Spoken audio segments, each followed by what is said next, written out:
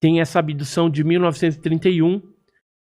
Tem casos envolvendo indígenas brasileiros da tribo Kayapó, de uma tribo também de Mato Grosso, que eles inclusive chegaram a comer os alienígenas, porque era uma tribo canibal.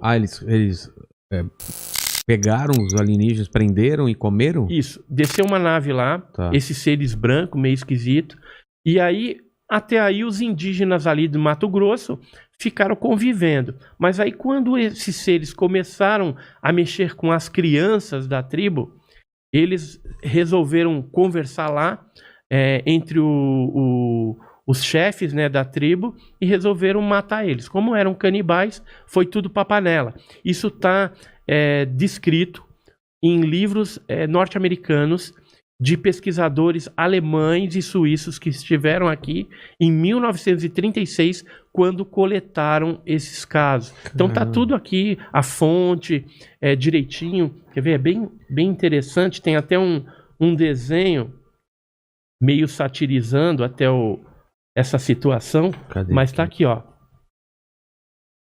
Isso saiu onde?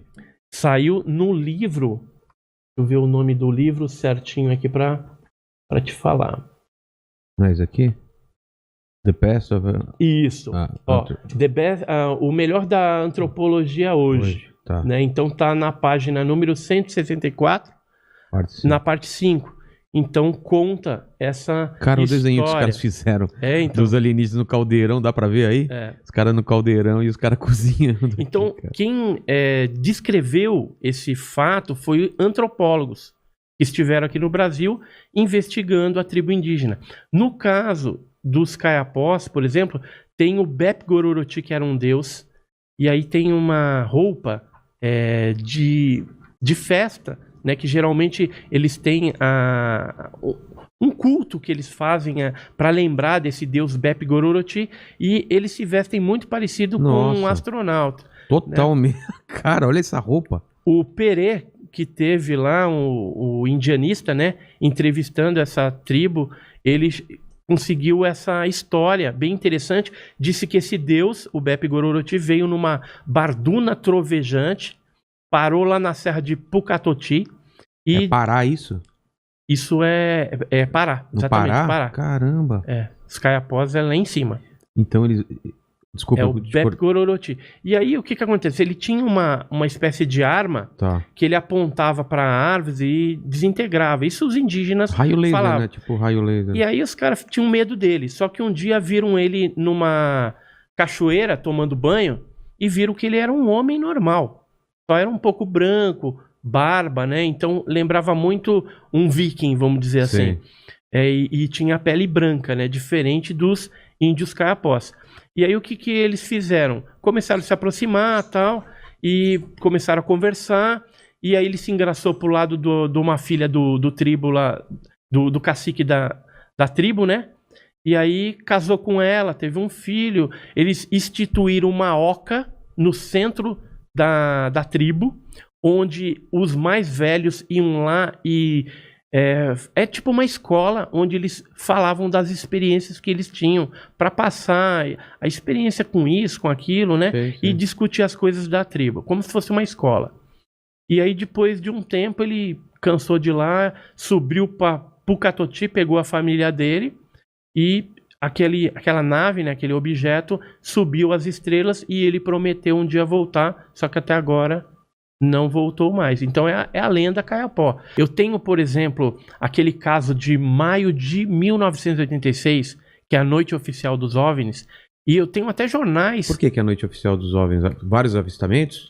Foram mais de 20 objetos voadores não identificados nos céus de São Paulo, São José dos Campos, Rio de Janeiro, e o brigadeiro Otávio Júlio Moreira Lima, da Força Aérea Brasileira, comunicou o José Sarney, o presidente, para que eles pudessem mandar aeronaves de interceptação, caça Mirage e F-5, para que interceptassem aquelas mais de 2 dezenas de OVNIs que estavam saturando os sistemas de radares, ou seja, foi detectado em 3 tipos diferentes de radares. E aí os pilotos decolaram.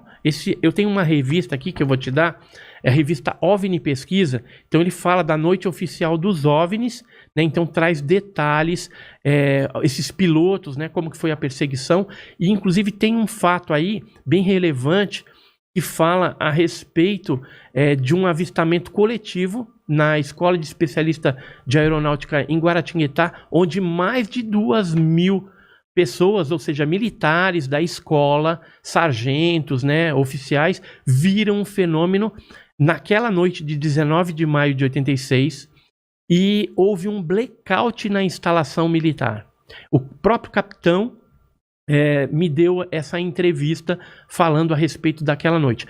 Os áudios das interceptações hoje estão no Arquivo Nacional, lá em Brasília, disponibilizados ao público. No meu canal, Enigmas e Mistérios, a gente tem também alguns áudios legendados para você entender um pouquinho mais sobre essa história. Por que é a noite oficial? Porque a aeronáutica reconheceu oficialmente o fenômeno, dando entrevistas coletivas para televisões, mídias importantes, como a TV Globo, o Fantástico, a Manchete na época, a Record, enfim.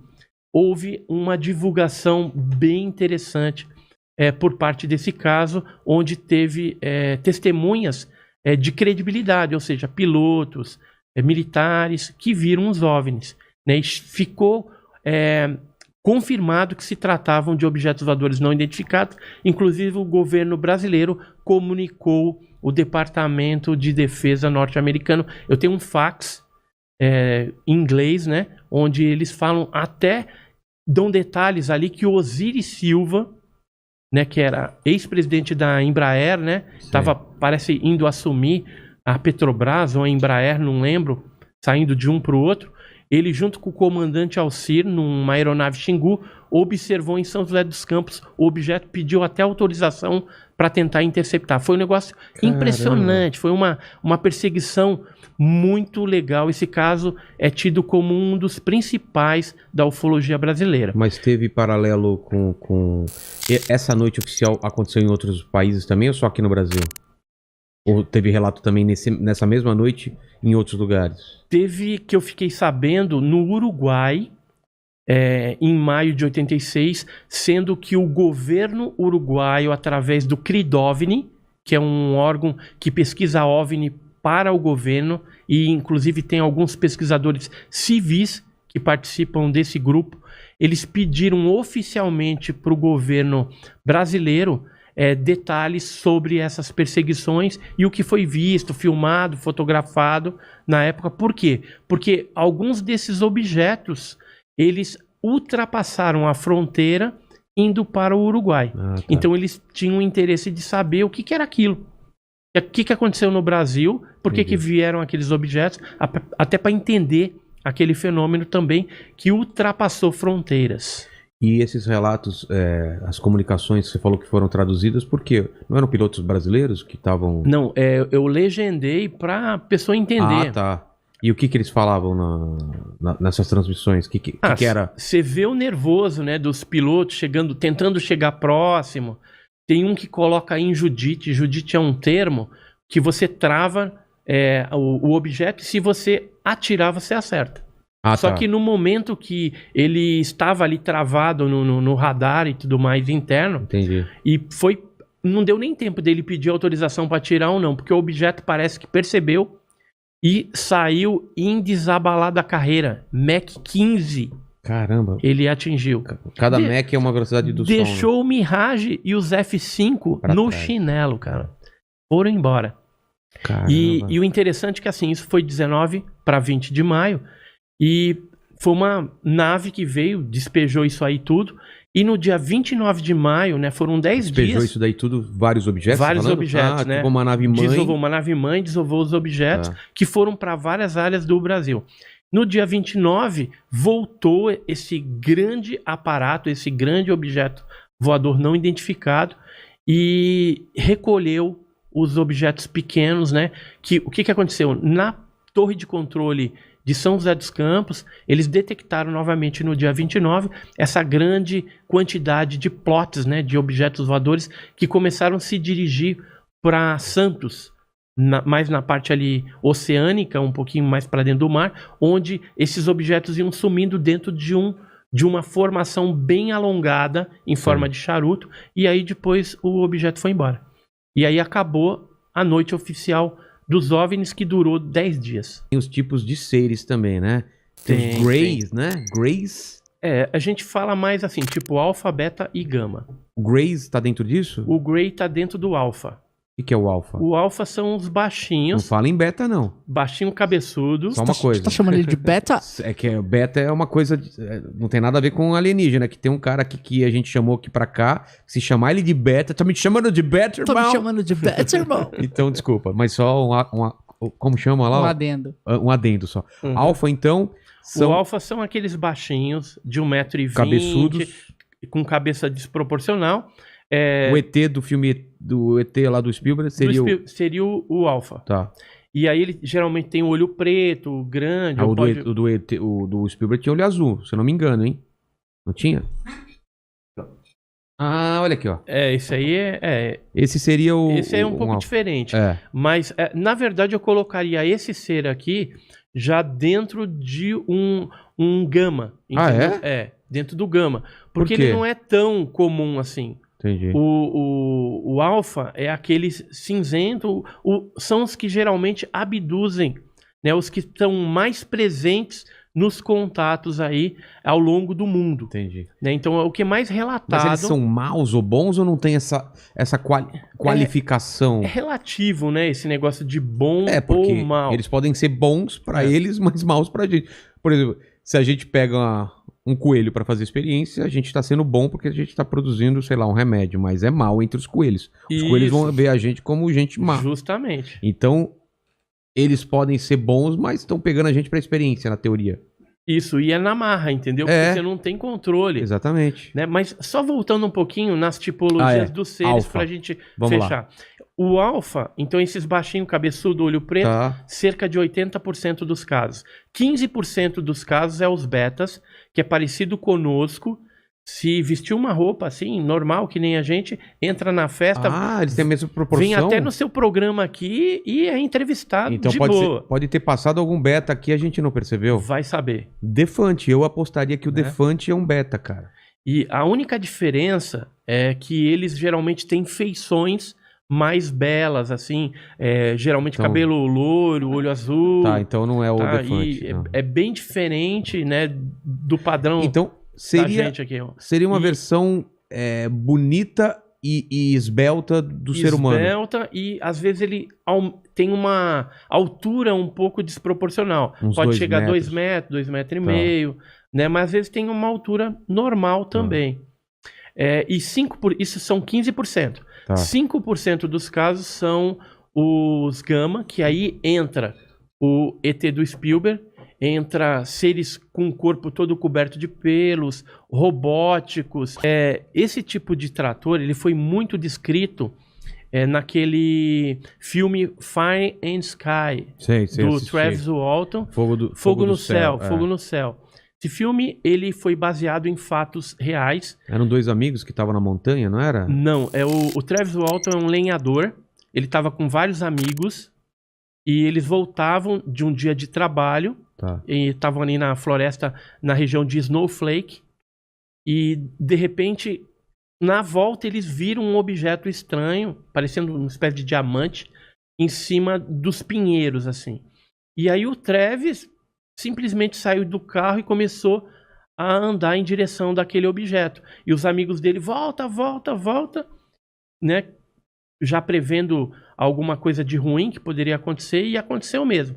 Ele tomou um raio desse, e na hora que ele tomou o raio, ele foi levantado do solo, e aí ele caiu no chão, e os amigos não ficaram lá para ver o que tinha acontecido. No momento que aconteceu isso, eles pegaram e foram embora. Dentro da caminhonete, fugiram, foram até a cidade. Uns queriam voltar, outros não queriam, mas quando chegaram na cidade, resolveram voltar. Só que quando voltaram no local, o Travis não estava mais. E aí eles voltaram para a cidade e comunicaram o xerife, né, a polícia ali. E aí falou, aconteceu isso. A polícia desconfiou que eles pudessem estar macomunados ali num assassinato e teriam escondido o corpo. E aí, o que aconteceu? Entrou, inclusive, um policial de outro condado para entrevistar essas pessoas num detetor de mentiras. E todos passaram como se estivesse falando a verdade. Entendi. E aí, depois de 5 dias, o Travis apareceu de novo próximo a um posto de gasolina. Ele estava nu. E aí tem toda uma história que aconteceu. Ele foi levado para dentro da nave, passou por algumas experiências. E aí eles resolveram fazer o filme Fogo no Céu, né? Fire in the Sky. Então é um fato real. Sim, esse filme aí eu vi faz um tempo já, né? Eu conheci o Travis em 3 oportunidades que ele teve no Brasil em congressos, né? Já participei de vários congressos nacionais, internacionais, e num desses congressos ele contou, a gente tava assim, né, num papo descontraído tudo, ele tomando um refrigerante tudo, e você via que conforme ele ia relatando aquela experiência traumática que ele passou, que realmente ele ficava meio incomodado, porque ele começava a relembrar detalhes do que aconteceu com ele, daquela experiência. Então, mas ele lembra, né? Porque tem gente que só lembra com hipnose, alguma coisa, né? Ele lembra de parte. Ah, tá. Mas grande parte, porque foram 5 dias desaparecido. Então, muitos dias ali, há um lapso de memória que ele não... De tempo e de memória também, porque está bloqueado dentro da memória dele, ele não consegue lembrar. Nem com hipnose, que ele já fez hipnose, conseguiu liberar algumas etapas do que aconteceu, mas não tudo. O próprio ET de Varginha, né, a criatura lá de Varginha... Eu não vi nenhum desenho do ET de Varginha, como que ele era descrito? Você não viu? Eu trouxe uma pasta com um desenho feito por um militar que capturou a criatura. Ele fez o desenho para mim, né? Me contou a história. Eu tô para ir para Minas para gravar com ele agora, ele contando como que foi a experiência de capturar essa criatura lá. Tá. E eu tenho uma pasta aqui. Então ele seria Gama, seria um tipo Gama. Seria o Gama, isso. Ó, aqui a pastinha do caso do ET de Varginha tem várias fotografias. A ufologia, ela não é considerada ciência, né? Ó, esse aqui foi o desenho que ele fez da criatura. Então, ele não pode ser um alfa? Então, como ele tinha uns calombos na cabeça, né, não necessariamente chifre, tinha os olhos vermelhos, então a gente classificou essa criatura como um Gama. Parecia sem polegar. Ele não tinha polegar, tinha 3 dedos nas mãos e 2 dedos nos pés. Como se fosse um charuto meio gordo, assim. Entendi. E na época de Varginha, nós estivemos pesquisando dentro do grupo dos 7. O que era o grupo dos 7? Eram 7 investigadores que tiveram acesso irrestrito a todo o material de Varginha. Depoimento de militares do Exército, da Polícia Militar, do Corpo de Bombeiros, civis também. Então, esse grupo trocava informações naquela época e tinha acesso a tudo que era importante. Quem que era esse grupo? Era o Birajara Franco Rodrigues, de Varginha mesmo, ele morava lá, um advogado. O Vitório Pacatini, que era do grupo do Cicoane, do Úvio Brant Aleixo. Tinha o Claudeir Covo, falecido Claudeir Covo, que era esse engenheiro, um cara super sério. E eu era o 4º homem, né, do grupo dos 7, porque eu era vice-presidente do INFA, que era o grupo que o Claudeir presidia, aqui em São Paulo. Aí eu chamei o meu vice-presidente lá do Guarujá, que eu era o presidente do GUG, Grupo Follow do Guarujá, que é o Jamil Villanova. Como ele era muito expert em desenho, você também né? Ele fazia os desenhos para nós. Tipo um retrato falado. Retrato falado, com as testemunhas, né? Então, ele foi muito útil, o Jamil Villanova, na pesquisa de Varginha. E depois nós acrescentamos no grupo do 7 o Eduardo e Oswaldo Mondini, que eram 2 irmãos gêmeos de Sumaré, para investigar o caso, porque o que aconteceu em Varginha? Foram capturados criaturas, teve todo o acobertamento militar, é um arquivo X real mesmo, Varginha. E aí depois foi levado para a ESA, instalação do Exército, e do Exército foi feito um comboio do dia 23 para o dia 24 de janeiro de 96, quando então levaram essas criaturas, uma viva e uma morta, para a Unicamp, a Universidade Quem de relatou Campinas. isso? Pessoas que trabalham com o Badam Palhares, né, que estavam lá na Unicamp, e militares que participaram desse comboio. Caramba. Ou seja, eles foram para lá, levaram as criaturas e entregaram para o Badam Palhares. Eu cheguei a conversar e ter o depoimento de 2 enfermeiras que viram essa criatura lá. O próprio Badam chegou a dar com a língua nos dentes algumas coisas, embora ele negue, né? Todo mundo nega, né? O Exército nega, a Polícia Militar nega, o Corpo de Bombeiros, o pessoal do hospital, porque foi intimidado ali, então nega. E na Unicamp eles também negam, Então, embora a criatura passou por lá e os americanos depois estiveram lá e levaram essa criatura. Uma delas ficou no Brasil, foi para Iperó, que é uma base da morta Marinha. ou a viva? Então, aí a gente não sabe, se foi a viva ou a morta. Eu acredito que é a morta, entendeu? A morta, né? Você acha que os Estados Unidos vai deixar viva Não, aqui? os Estados Unidos pega tudo da gente, cara. Então, mas a quem interessa acobertar isso? Porque não seria bom divulgar essas coisas para a população? Qual é a vantagem de calar todo mundo? Depende, né? Você tem que ver algumas coisas e a forma de como que vai divulgar isso para a população. Por que que os militares acobertam e não divulgam? Primeiro fator é pânico. Porque se tiver um pânico generalizado, imagina só, lá em Varginha, que ocorreu esse arquivo X, inclusive morreu um PM, que é esse daqui, o Marco Eli Xerez. Morreu como? Por quê? Ele capturou o ET de mão limpa e veio... Sem proteção. Sem proteção. E ele tomou um arranhão embaixo da axila, do braço, e depois de um tempo ele veio a ter alguma infecção, alguma coisa lá, e veio a falecer. Né? Mas ele certamente capturou a criatura. Tem uma estátua baseada na estátua do ET tem de Varginha. estátua. Já foi em Varginha? Não, mas falaram que tem um comércio todo em volta do tem ET. nave, tem estátua, tem uma caixa d'água em forma de ET, é bem bacana. Talvez você não saiba, Mandíbula, mas eu fiz a capa do jogo, acho, se não me engano, um dos primeiros jogos feitos aqui no Brasil, que chamava ET de Varginha, um jogo em DVD. Pô, isso aí é legal. Lembra disso aí? Lembro. Eu fiz a capa dele, eu pintei. Que legal.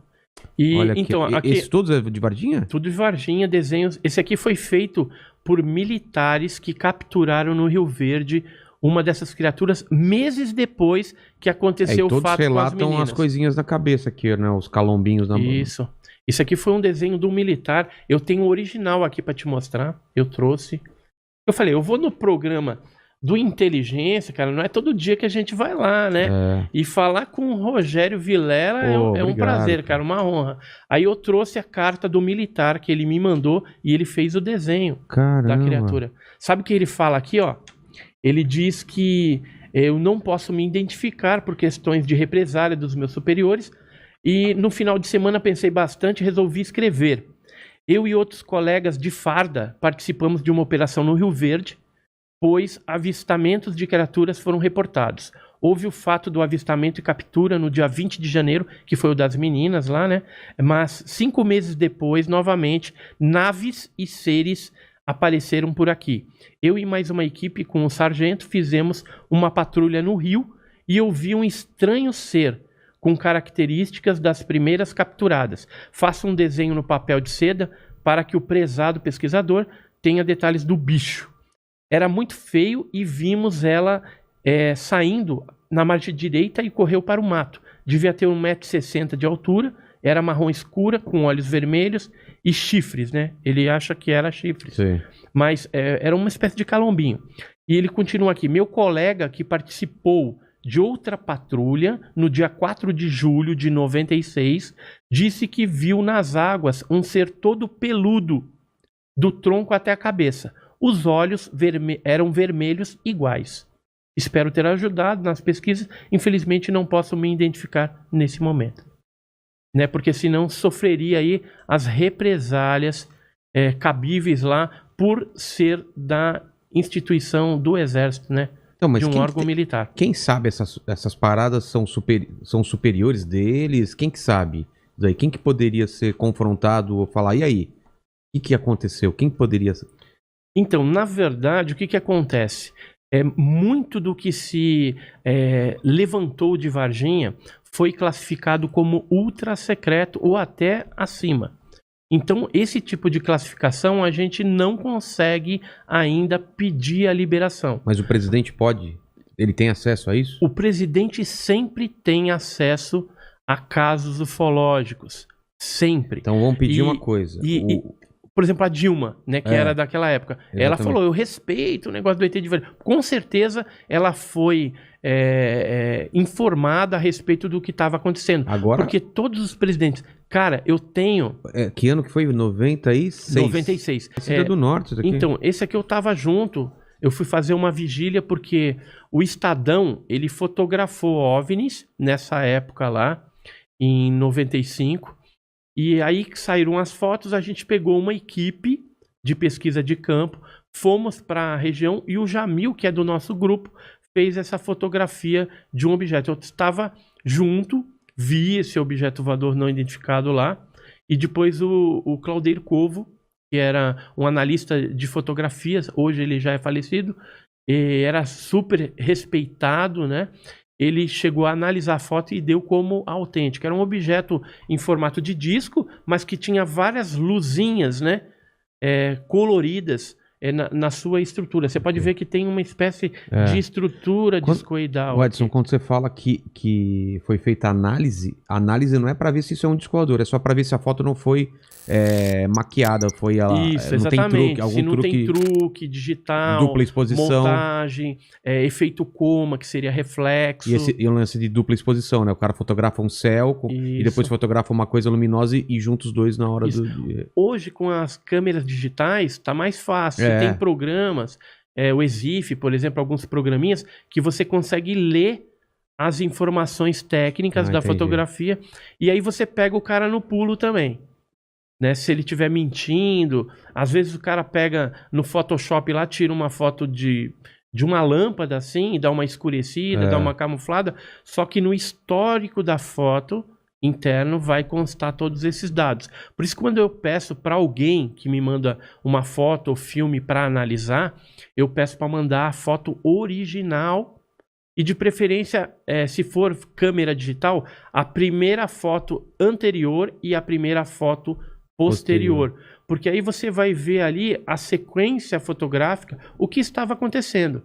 E junto com a história que a pessoa vai te contar, você vai ter uma ideia. Porque se a pessoa está querendo, por exemplo, fraudar alguma coisa, ela pode, de repente, fazer alguma coisa e tirar várias fotografias e aproveitar e mandar para você só aquela que ela acha que ficou melhor. O Whindersson, recentemente, né, teve um avistamento, não sei se ele filmou ou fotografou. Você sabe? Ele filmou? Filmou. Vocês chegaram a investigar? Então, eu tentei entrar em contato com ele, mas ele não deu nem bola, então...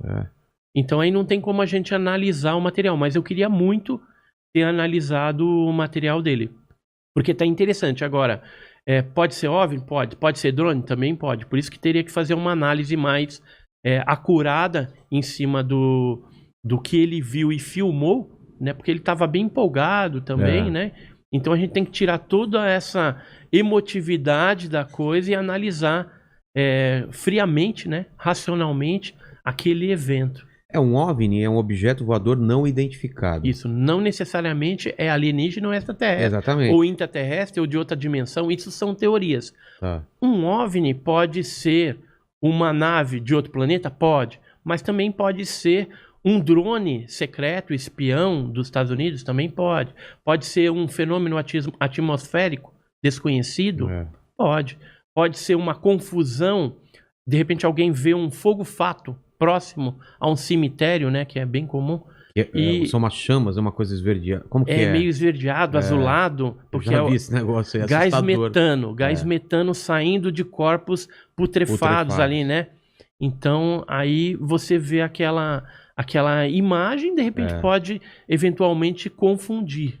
Uma vez um amigo meu contou uma história que eles andando nessas estradinhas de terra, eles tomaram um susto.